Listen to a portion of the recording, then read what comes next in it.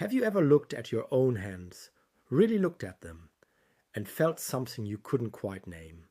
Not sadness exactly, not regret, something quieter than both. A kind of ache that lives just beneath the surface of ordinary days, the feeling that time is moving in a direction you never fully agreed to, that the person you were is slowly becoming someone you are still learning to recognize. You wake up some mornings and the body speaks before the mind does. The joints remind you of winters past. The mirror offers a face that holds more history than you sometimes feel ready to carry. And somewhere in the chest, beneath the routines and the responsibilities and the careful management of each day, there's a question that never quite goes away. Is this what it was all supposed to feel like? Many people in this season of life carry a particular kind of exhaustion that has nothing to do with sleep. It is the exhaustion of resistance. The tiredness that comes from spending decades gripping the edges of things. Youth, relevance, control, the version of yourself that once moved through the world with certainty. And discovering slowly and then all at once that the grip has been loosening all along. Not because you failed, not because you did something wrong, but because life was never designed to be held still. And the effort of trying has cost more than most people are ever willing to admit out loud. You are not alone in this. Millions of people arrive at this chapter of life carrying the same invisible weight. The belief that aging is something happening to them rather than something unfolding through them. The belief that peace is behind them now, stored somewhere in a younger decade, and that what remains is merely a slower, quieter, diminished version of what once was. This is the great misunderstanding, and it is the source of so much unnecessary suffering. Because what Buddhist wisdom has understood for 25 centuries, what monks and contemplatives and ordinary people who have sat long enough with the truth have discovered, is that the peace you are searching for was never located in the past. It was never stored in a younger body or a busier life or a fuller house. It is here. It has always been here, waiting not for circumstances to improve, but for resistance to soften. If this reflection speaks to something you've been carrying quietly for a long time, consider subscribing, because this kind of conversation deserves to continue, and there is much more waiting for you here. The invitation of this moment and of this particular stage of life, with all its aches and silences and unexpected freedoms, is not to fight your way back to something you've lost. It is to turn gently and without drama towards something you have never actually been without. The Buddhist teachings do not promise escape from change. They offer something far more useful, a way of moving with change that transforms it from an enemy into a teacher. And the first lesson that teacher offers is one that the whole of modern culture has spent centuries trying to drown out. Everything changes. Not some things, not the difficult things only. Everything. Your body, your relationships, your sense of self, your certainty, your plans, your grief, your joy, all of it is in constant, unceasing motion. And suffering, in the Buddhist understanding, does not come from this fact. Suffering comes from the refusal to accept it. Think for a moment of what it feels like to hold a handful of fine sand in a closed fist. You can feel it there, compact and real, and for a moment it seems like you have it. But the tighter you squeeze, the faster it slips between your fingers. You end with an empty hand and an aching grip. This is what the mind does with time. This is what the ego does with youth, with identity, with the roles and the relevance and the particular shape your life took in its middle decades. The squeezing is not stupidity, it is not weakness, it is the most human of responses, the instinct to protect what we love by holding it completely still. But the holding is also what hurts. The practice of acceptance is not the practice of indifference. It is the practice of opening the hand, not throwing the sand away, not pretending it was never there, but allowing it to rest in an open palm where it can be felt fully seen clearly, and eventually released without violence. Aging, when approached with this kind of openness, reveals itself as something the culture has profoundly misread. It is not a subtraction, it is a refinement.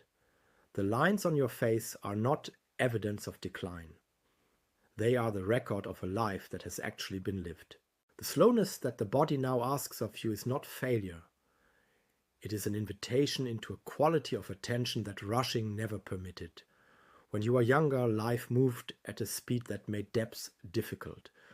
There was always somewhere to be, something to prove, someone depending on the particular version of you that was needed in that moment. The speed was real and the purpose was real, and none of it was wrong. But speed has a cost, and the cost is presence. What this chapter of life is offering beneath the discomfort, beneath the grief of genuine losses, is time. Not the frantic time of acquisition, but the spacious time of being, the kind of time in which a cup of tea can be fully tasted, in which a morning can be received rather than consumed, in which you can finally, without apology, move at the pace of your own breath. The past, however, has a gravity that can pull even the most willing heart back into its orbit. There's a particular kind of suffering that lives in memory, not in the memories themselves, which are often beautiful, but in the returning, the replaying, the re-examining of decisions made with the knowledge available then, judged by the understanding available now. The Buddhist teachings are clear and compassionate on this point. The past is a mental construction. It does not exist anywhere except in the mind that visits it. Each time you walk back into it, turning a regret over and over like a stone in your hand, asking whether a different choice would have changed the shape of everything. You are not learning from the past. You are strengthening its hold on the present. Reflection that brings insight is wisdom. Reflection that brings only pain is attachment wearing the costume of thinking. There is a moment, and you will know it when it arrives, when the kindest thing you can do for yourself is to stop re-entering the river you have already crossed. You learned from it. It carried you here, but standing on the bank staring at the water will not move you forward. And forward, this breath, this quiet morning, this unrepeatable moment is where your life is actually happening. Forgiveness lives inside this letting go, and it is more radical than most people realize. Not the forgiveness of grand theatrical gestures, but the small daily practice of releasing the grip on the story that you should have known better, done more, been different. You are learning. You are doing what people do and navigating life with the tools available, making the best choices you could see at the time, occasionally failing and occasionally succeeding, and mostly doing something in between that deserves far more compassion than judgment. Think of the person you were 20 or 30 years ago, the fears they carried, the blind spots they had, the ways the world had shaped them before they had any say in the matter. Would you condemn that person with the harshness you sometimes turn on yourself now? Or would you recognize a human being doing their best in conditions they didn't fully choose? You deserve that same recognition. The hand that opens to release the past does not lose what mattered. It frees itself to hold what is present. The present, when you actually arrive in it, is almost always quieter than the mind predicted. Most of the suffering the mind generates is prospective. It lives in what might happen in the worst-case scenarios rehearsed with such devotion that they begin to feel like facts. The body tightens, the shoulders rise, the breath becomes shallow. And all of this happens not in response to actual danger, but in response to a story about possible danger, a story the mind has written and is now performing for an audience of one. Buddhist practice is not the absence of thought. It is the cultivation of a spacious relationship with thought, the ability to notice that a thought is occurring without being swallowed by it. The sky does not change because a storm passes through it. The storm is real, the rain is real, but the sky remains. You are not your thoughts. You are the awareness in which thoughts arise and dissolve. And when you begin to rest in that awareness, even briefly, even imperfectly, something in the chest loosens, the jaw softens, the breath deepens on its own, without effort, because the body recognizes safety even when the mind is still catching up. The simplest acts become the most profound teachers when approached with this quality of presence. The warmth of sunlight through a window in the early morning. The taste of something prepared slowly and eaten without distraction. The sound of rain against glass, heard all the way through rather than filtered out as background noise. These are not consolation prizes for a life that has narrowed. They are the texture of life itself, available always but rarely received because the attention was always elsewhere. In the past that needed processing, or the future that needed managing, or the comparison that needed to be resolved. When the attention finally comes home to the present moment, ordinary life does not become smaller.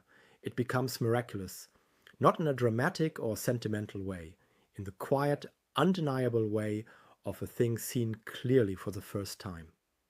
If you feel this resonating in your own experience, subscribe, because this is not the last conversation of this kind that deserves to be had, and what comes next goes even deeper. There is a particular fear that deserves to be named with care because it is one of the most universal and least spoken of fears in this season of life, the fear of being alone. Not loneliness in the social sense only, though that is real and deserves its own compassion, but the deeper fear of aloneness, of being with oneself without distraction, without roles, without the constant company that has always provided a kind of identity.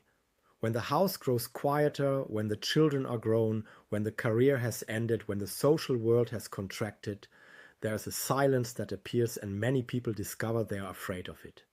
They fill it quickly, with television, with noise, with obligations undertaken not from desire, but from the terror of what the silence might contain.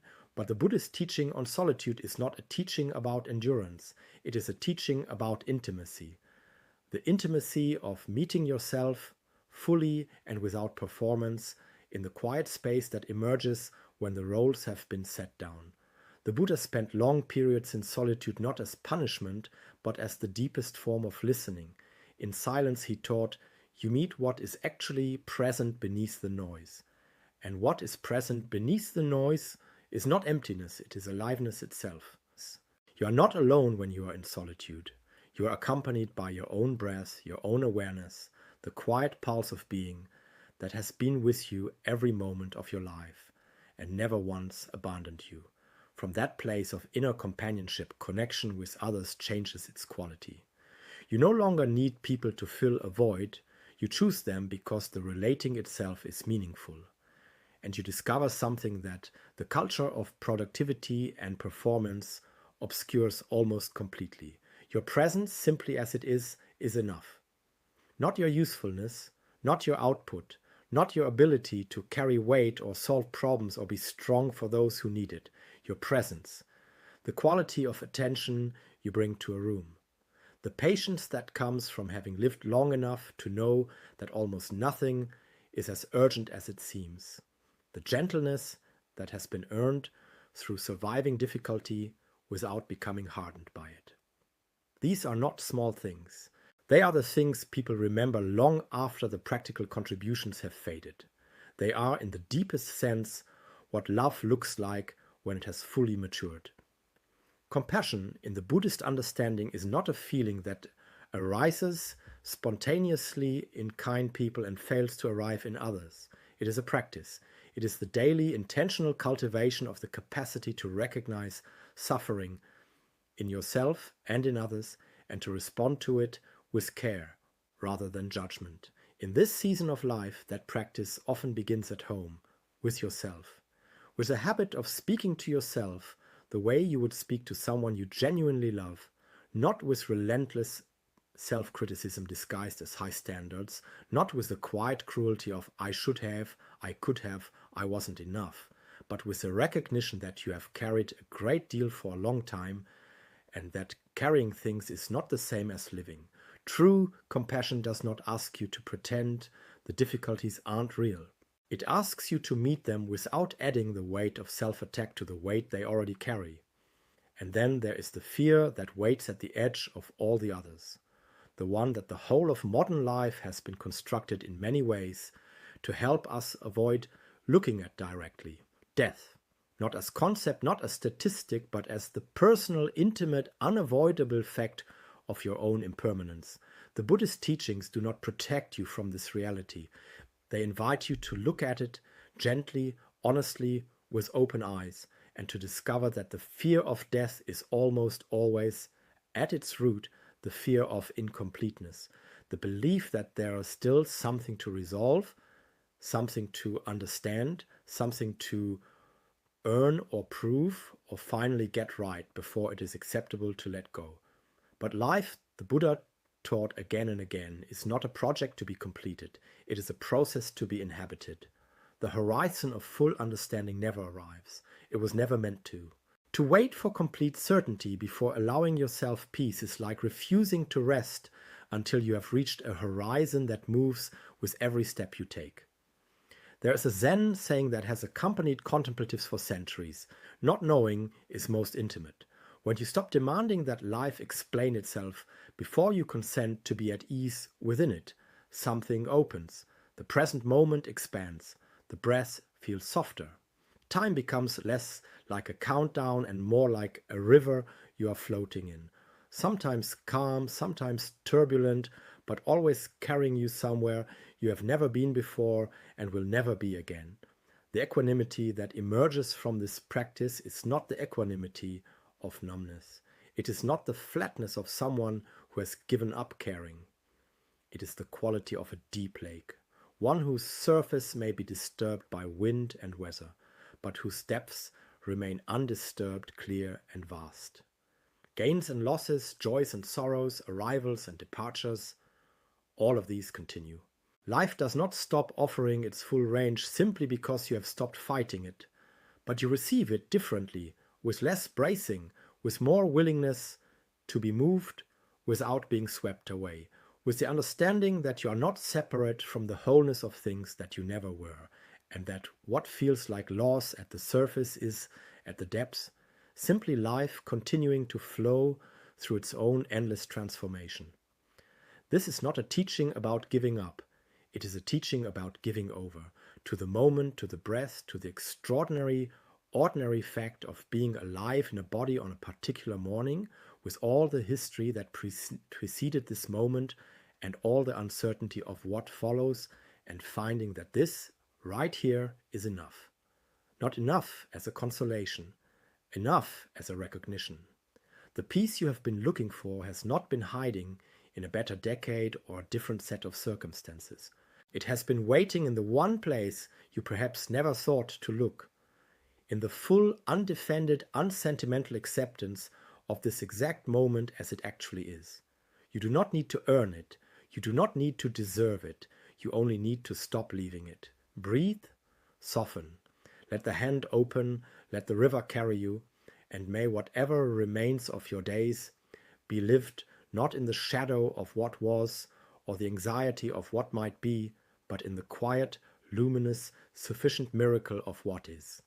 If this reflection brought you even a small measure of stillness, subscribe, because there is always more of this waiting for you, and you deserve a place where the conversation never has to end.